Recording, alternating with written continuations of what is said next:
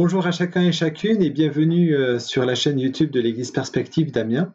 Je voulais vous informer que du 5 juillet au 2 août, nous maintenons nos cultes connectés en ligne. Il y aura toujours un rendez-vous spécial pour les enfants à partir de 10h15 qui sera suivi d'un temps, d'une réflexion, d'une méditation pour les adultes, accompagné de quelques questions pour susciter la réflexion personnelle ou le partage en groupe.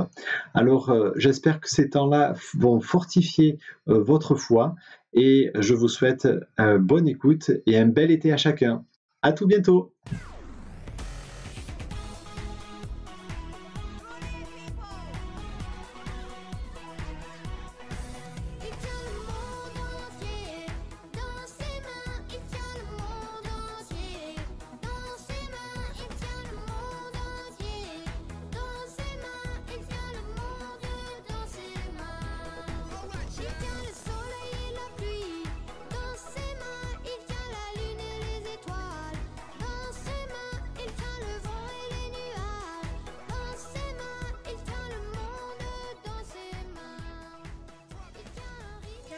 Tu n'irais pas chercher le courrier, s'il te plaît? Si, bien sûr.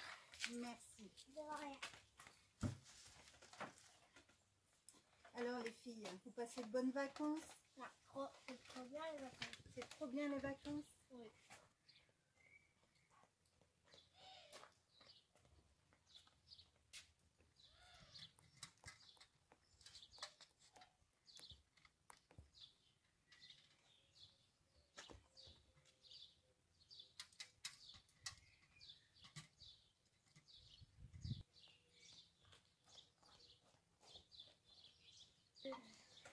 Mamie, t'as reçu des cartes postales? Ah, super. Oh, ça me fait toujours plaisir de recevoir des cartes postales. Merci Naël. Et tiens, les clés de la Merci boîte beaucoup. Ah, Ouais. j'aime beaucoup recevoir des cartes postales. C'est des personnes qu'on ne voit pas. Elles sont en vacances. On ne les voit pas, mais elles existent et elles pensent à nous. Quand elles nous envoient une carte postale, c'est comme une petite trace d'amour qu'elles ont laissée dans notre vie. Alors là, c'est Michel qui m'a écrit. Quelques saveurs de Provence, visite, balade. Ah, elle est dans le Luberon. Et là, oh, c'est ma sœur Sylvie. Soleil, soleil. Oh là là, ils ont de la chance. Je suis très contente qu'ils aient eu une pensée pour moi, alors qu'elles sont si loin. Je ne les vois pas, mais elles sont là. Pourquoi Dieu ne me voit pas? Tu trouves qu'on ne le voit pas? Mais Jésus a dit, je t'ai fait connaître à eux et te ferai encore connaître, afin que l'amour dont tu m'as aimé soit en eux et que je sois moi-même en eux. Alors tu vois, Dieu il s'est fait connaître, il nous a laissé la Bible et puis il a envoyé Jésus. Et Jésus nous dit que grâce à lui, on peut connaître Dieu. Mais est-ce qu'il y a une autre façon de connaître Dieu? Oui, par la Bible. Non, aussi parce que par les créations qu'il a fait, il a créé la terre, c'est lui qui a créé la terre. Oui, quand on admire une fleur ou un animal, tout à l'heure il y avait la petite grenouille, on peut penser à Dieu. Ah oui, le serpent aussi. Le serpent que nous a montré qui est Monsieur mort. Merriot, c'était aussi une créature magnifique. Ah oui. Même si Claire, elle l'aime pas. Donc on peut connaître Dieu aussi en voyant tout ce qu'il a fait de merveilleux. Mais il y a une autre façon, et je crois que c'est celle que je préfère. En priant, En priant, en allant à l'église. il y a un verset qui dit, c'est par l'amour que vous avez les uns pour les autres. Alors, on va le chercher. Si vous avez de l'amour les uns les autres, alors tous sauront que vous êtes mes disciples. Quand on aime les autres, c'est une façon de montrer comment Dieu nous aime. Si on n'aime pas les autres, c'est comme si on n'aimait pas Dieu. C'est comme si on ne connaissait pas. Alors Voilà. Alors on va Et Dieu nous a appris, au moyen de Jésus, comment il nous aime et comment nous, on doit aimer les autres. Ouais. Et tu vois, tout à l'heure, pendant le goûter, Naël, il m'a apporté une carte postale. Ben, une toute petite carte postale. c'est une grande marque d'amour qu'on peut avoir envers quelqu'un. Il y a d'autres façons d'aimer quelqu'un. En Comment? lui parlant tout le temps. Non, en lui disant qu'on l'aime. En lui disant tout Quand simplement qu'on il l'aime. est seul, et ben, on lui parle et on lui tient compagnie quand il a des difficultés dans sa vie. Par exemple aussi, Bah, en même quand aidant il- sa maman. Toi, tu m'as aidé aussi l'autre jour, tu m'as arrosé dans le jardin. Oui, et aussi, il faut aider. Oui, on peut aider. Aider quelqu'un, c'est aussi lui marquer, lui donner une petite preuve d'amour. Et quand on est tout seul, bah, il faut rencontrer l'autre. Consoler l'autre quand il a du chagrin ou quand il se sent seul, aller lui tenir compagnie. Mamie, Oui, par c'est exemple, plein de est-ce que façons de dire. des petites disputes, c'est grave? Si après on sait se demander pardon, c'est pas si grave. Mais genre l'école Ranavélis, il y en a qui ont dû mal le vivre, donc il fallait les aider dans cette épreuve. Oui. Mais on pouvait pas. Alors, ce petit défi là qu'on va se donner pour la semaine, de quoi on aura besoin? De lettres. De papier, De cartes postales. de cartes postales, De copains. Les autres. d'un crayon, Des crayons. Un timbre aussi. un timbre si on veut envoyer à... Oui, Et aussi l'adresse des personnes. Il faut savoir leur adresse pour pouvoir, et même, leur envoyer. Et même il faut des amis pour pouvoir leur écrire. Ou alors un papier, une mamie, ou Ouais. des trucs comme ça. il y a toujours quelqu'un à qui on peut adresser un petit mot une petite pensée, un petit mot d'amour Même à des gens qu'on connaît pas. aussi, mais bon, voilà. Qu'est-ce que je peux dire? Que je suis une grand-mère, donc moi j'ai des moyens, carte postale, timbre, crayon.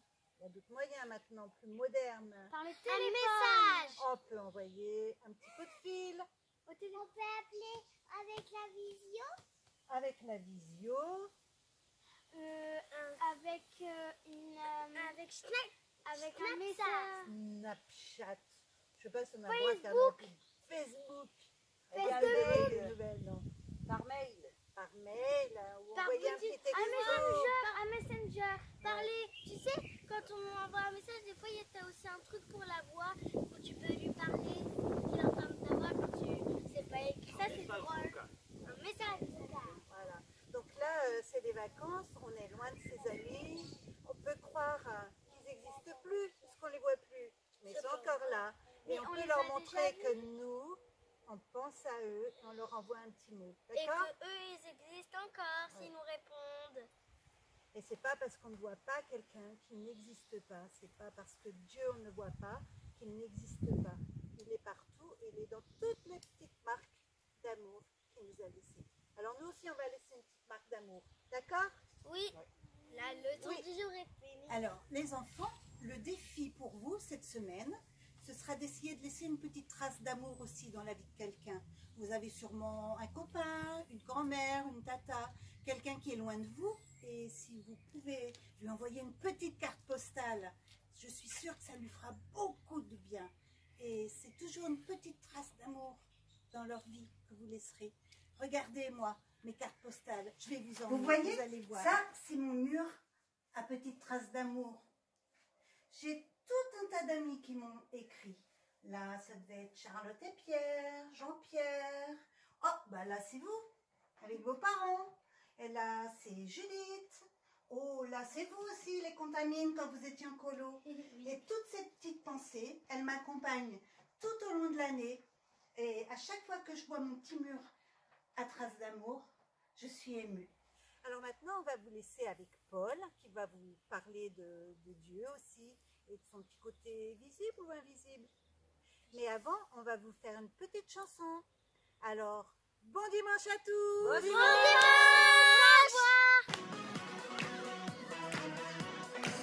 Il tient le monde entier dans ses mains. Il tient le monde entier dans ses mains. Il tient le monde entier dans ses mains. Il tient le monde dans ses mains. Il tient le soleil et la pluie dans ses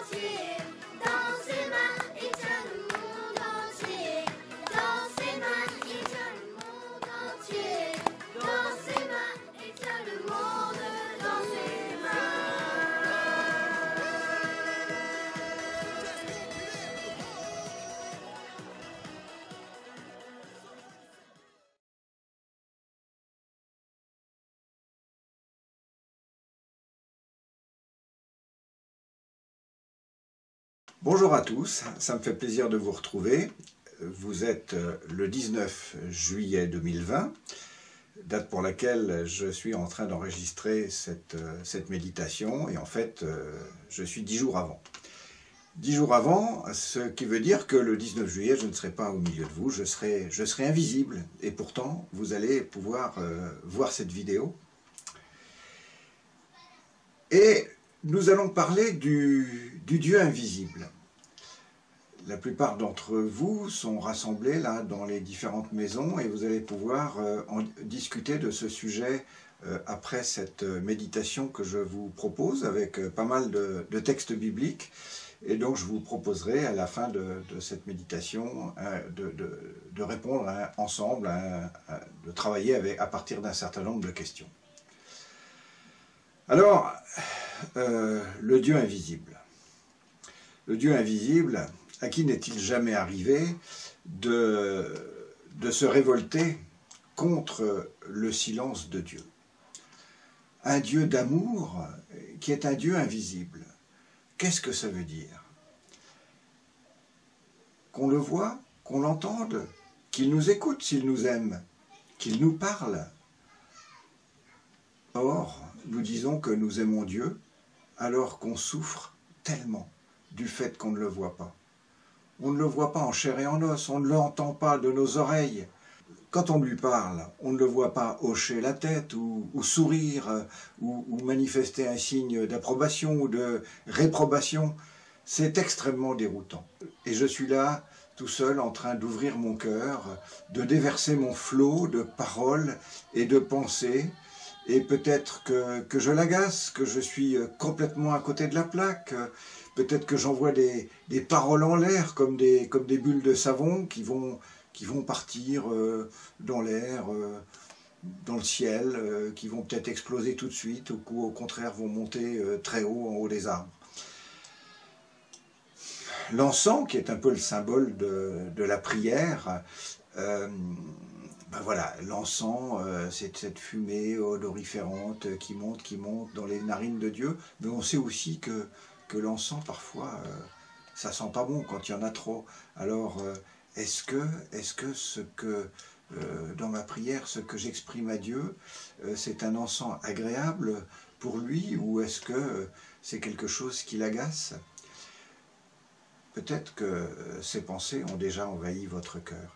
Je ne sais pas si ça vous rassure, mais sachez-le, tout homme de foi traverse ces moments de doute, de souffrance. Eh bien, on va déjà se souvenir de Job. Job au chapitre 23.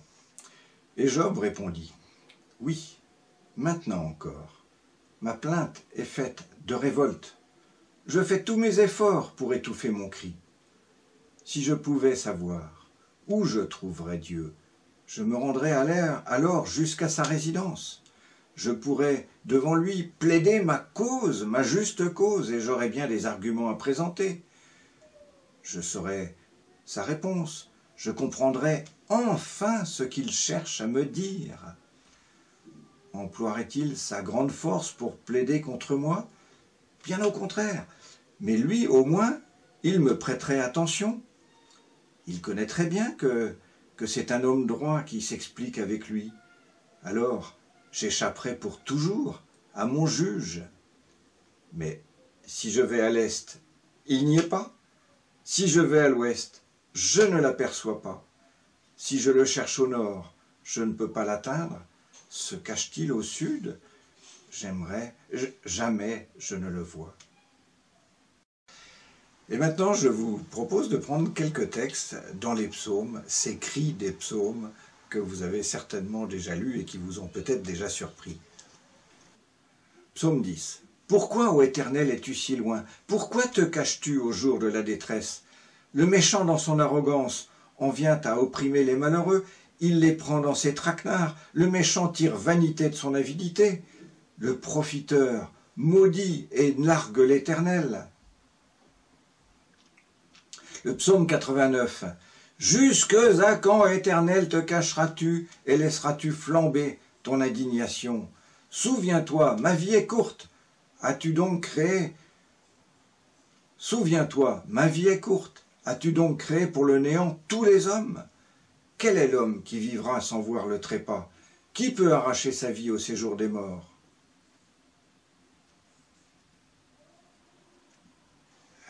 C'est vrai qu'on ressent un sentiment d'insécurité.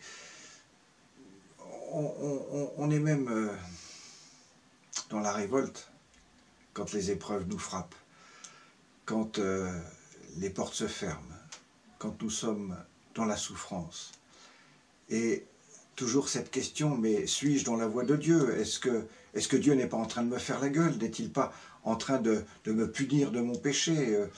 Où est cette paix, cette grâce à laquelle j'aspire? Un sentiment d'abandon, ce pourquoi ça ne roule pas comme ça devrait? Pourquoi tant d'obstacles alors que je veux être si fidèle et que je persévère dans la prière? Tant d'incompréhension de la part de tous ceux qui ont une foi encore jeune, mais de la part de ceux qui ont déjà une foi bien éprouvée par les âges, une foi mature. On est dans un rêve de dialogue en vis-à-vis. Je ne sais pas si ça va vous rassurer, mais ces moments de vie avec le Seigneur, nous les connaissons tous. Et l'histoire de la Bible nous montre que tous les grands hommes de Dieu passent par cette épreuve, ce Dieu invisible. Moïse, qui a passé tant d'années seul dans le désert, à méditer sa faute, à méditer ses erreurs, à méditer sa volonté de faire de grandes choses pour Dieu, et puis qui sont arrivés à l'échec. Abraham, Joseph a dû tellement se révolter contre ce Dieu invisible. Élie qui va jusqu'à faire quasiment une dépression face à ce silence de Dieu. Jérémie qui va écrire ses lamentations. Et puis même Jésus. Pourquoi m'as-tu abandonné? Voilà, je redis, c'est vivre avec le Dieu invisible. C'est l'essence de la foi, telle que nous le dit la parole en Hébreux 11. Hébreux 11. La foi est une façon de posséder ce qu'on espère, c'est un moyen d'être sûr des réalités qu'on ne voit pas. C'est parce qu'ils ont eu la foi que les hommes des temps passés ont été approuvés par Dieu. Par ailleurs, vous avez ce passage de Pierre qui nous rappelle cette recherche permanente. Les prophètes qui ont parlé de la grâce qui vous était réservée ont fait de ce salut l'objet de leurs recherches et de leurs investigations. Ils cherchaient à découvrir l'époque et les circonstances indiquées par l'Esprit du Christ qui était en eux, lorsqu'il attestait d'avance les souffrances du Messie et la gloire dont elles seraient suivies. Il leur a été révélé que ce n'était pas pour eux-mêmes, mais pour vous qu'ils étaient au service de ce message. Les hommes qui vous ont prêché l'Évangile par le Saint-Esprit envoyé du ciel vous ont maintenant annoncé ce message dans lequel les anges eux-mêmes désirent plonger leur regard. Alors, comment se rapprocher? Comment établir cette relation intime d'amour avec ce Dieu qui est à ce point invisible? Eh bien, il y a déjà la possibilité de regarder sa création, comme nous invite à le faire l'apôtre Paul. Romains chapitre 1er, en effet, les perfections invisibles de Dieu, sa puissance éternelle et sa divinité se voient depuis la création du monde, elles se comprennent par ce qu'il a fait. Et puis, s'il y en a un qui s'est vraiment beaucoup plaint, qui a beaucoup gémi contre le Dieu invisible, c'est Job. Eh bien, regardons un petit peu ce que Dieu dit à Job à la fin. Il lui amène aussi à tourner ses yeux vers la création. Job au chapitre 38. L'Éternel répondit à Job du milieu de la tempête. Il dit, « Qui est celui qui obscurcit mes plans par des discours dépourvus de savoir? Mets donc une ceinture autour de ta taille comme un vaillant homme. Je t'interrogerai et tu me renseigneras. Qui prépare au corbeau sa nourriture quand ses petits crient vers Dieu et vacillent affamés? Sais-tu quand les bouquetins font leurs petits? Observes-tu les biches quand elles mettent bas? Comptes-tu les mois pendant lesquels elles portent et connais-tu l'époque où elles mettent bas? Elles se courbent, libèrent leurs petits et sont délivrées de leur douleur. Leurs petits prennent des forces et grandissent en plein air, puis ils s'éloignent et ne reviennent pas vers elles. Qui a rendu l'âne sauvage, indépendant, et l'a libéré de tout lien? Donc on voit que la création toute belle, cette nature fantastique, cette biodiversité, c'est vraiment un moyen que Dieu nous donne pour nous permettre de découvrir qui il est et de découvrir sa grandeur, sa beauté, sa complexité. Donc il est invisible, mais il se révèle par les perfections invisibles de sa création. Et puis, il y a sa parole, la parole de Dieu. C'est vrai, lorsque nous sommes dans la prière, Dieu ne nous répond pas en vis-à-vis, mais Dieu nous a donné un livre plein de ses paroles, cette Bible extraordinaire. Écoutons ce que Dieu disait à Josué. Josué, au 1er chapitre. « Personne ne pourra te résister tant que tu vivras. Je serai avec toi comme j'ai été avec Moïse. Je ne te délaisserai pas, je ne t'abandonnerai pas. Fortifie-toi et prends courage, car c'est toi qui mettras ce peuple en possession du pays que j'ai juré à leurs ancêtres de leur donner. Seulement, fortifie-toi et aie bon courage en te conformant fidèlement à toute la loi que Moïse, mon serviteur, t'a prescrite. Ne t'en écarte ni à droite ni à gauche, afin de réussir où que tu ailles. Que ce livre de la loi ne s'éloigne pas de toi. Médite-le jour et nuit pour agir avec fidélité, conformément à tout ce qui est écrit. Car c'est alors que tu auras du succès dans tes entreprises, c'est alors que tu réussiras. Et puis, le Dieu invisible, il s'est manifesté par la personne de Jésus. Alors lui, il est venu en chair et en os. Lui, il est venu parler, être en vis-à-vis avec ses disciples.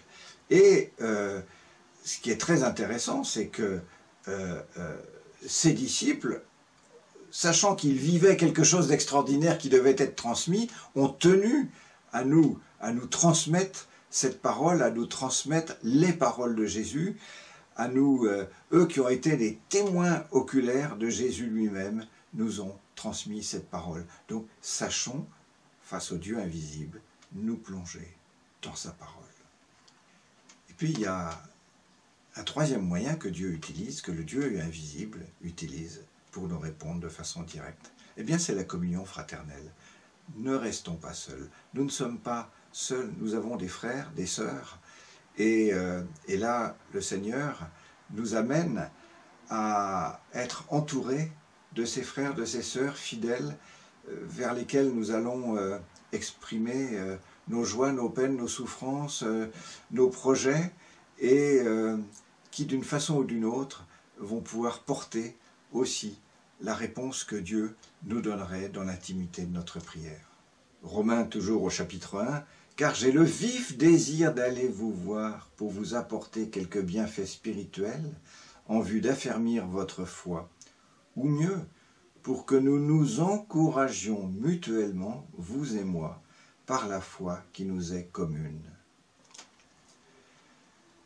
C'est très important de savoir écouter Dieu par les moyens qu'il nous donne pour l'écouter. On l'a vu, regarder les beautés de la création infinie. On l'a vu, écouter sa parole, qu'elle soit devant nous tous les jours. On l'a vu, écouter nos frères et sœurs dans la foi. On l'a vu aussi, l'écouter dans le silence de la prière. C'est important, pourquoi? Parce que quand je m'éloigne de Dieu, quand je laisse le Dieu invisible devenir silencieux à mon cœur, parce que je ne fais pas ce qu'il faut pour l'écouter, eh bien je deviens comme ces Hébreux qui ne voyait plus Moïse, il était monté sur la montagne. Et ils se sont fait un Dieu. Quand nous ne sommes pas en lien avec notre vrai Dieu, nous allons nous faire un Dieu. Oui, les hommes sont capables de créer Dieu. Vous savez, il y a souvent des païens qui disent « Oh, ben, vous croyez en Dieu, mais que Dieu a créé l'homme. » Mais non, c'est pas ça, c'est l'homme qui a créé Dieu. C'est l'homme crée Dieu lorsqu'il n'est pas en connexion avec Dieu, car l'homme a besoin d'un Dieu. Et donc, on voit très bien avec Moïse sur la montagne de Sinaï que les hommes vont jusqu'à mettre toute leur richesse, tous leurs bijoux, fondre tout ça, en faire de l'or fondu, et avec ça, ils vont se faire un veau d'or, et ils vont se mettre à danser, à chanter, à louer leur Dieu, qui n'est jamais qu'un veau d'or. Quel drame! Donc soyons extrêmement vigilants, parce que si nous nous éloignons de Dieu, il est évident que nous allons nous créer notre propre veau d'or, notre propre idole, notre propre Dieu, dans lequel on va peut-être mettre toute notre richesse, toute notre énergie, mais qui sera un Dieu qui, lui, sera totalement silencieux. Donc, gardons vraiment le contact avec Dieu. Alors, je vous suggère de profiter de cet été. Nous ne sommes plus en confinement, mais la plupart d'entre nous vont quand même vivre des moments de vacances. En tout cas, c'est un break. Peut-être pour vous recentrer sur Dieu, vous recentrer sur sa parole, pour regarder les beautés de la création, en profiter pour visiter d'autres frères dans la foi et pour s'encourager mutuellement. Et enfin, pour vous laisser terminer cette méditation, je vous suggère quelques questions à regarder ensemble. Je vous propose par exemple de partager ensemble des situations où vous avez ressenti cet abandon de Dieu. Échanger pour vous dire, ben oui, à telle occasion, je me suis senti terriblement seul. Une autre question que vous pouvez vous poser, finalement, ne me suis-je pas éloigné de Dieu à certaines périodes de ma vie? Et vers quel petit Dieu ai-je été tenté de me tourner? Vers quel autre Dieu ai-je été tenté de mettre ma confiance?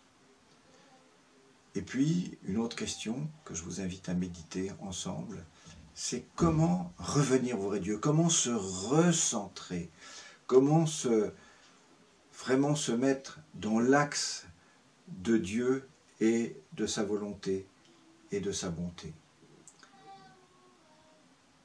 Et enfin, je vous invite à réfléchir à cette question. Alors, on ne pourrait peut-être pas répondre à toutes ces questions ensemble, on n'avait peut-être pas le temps.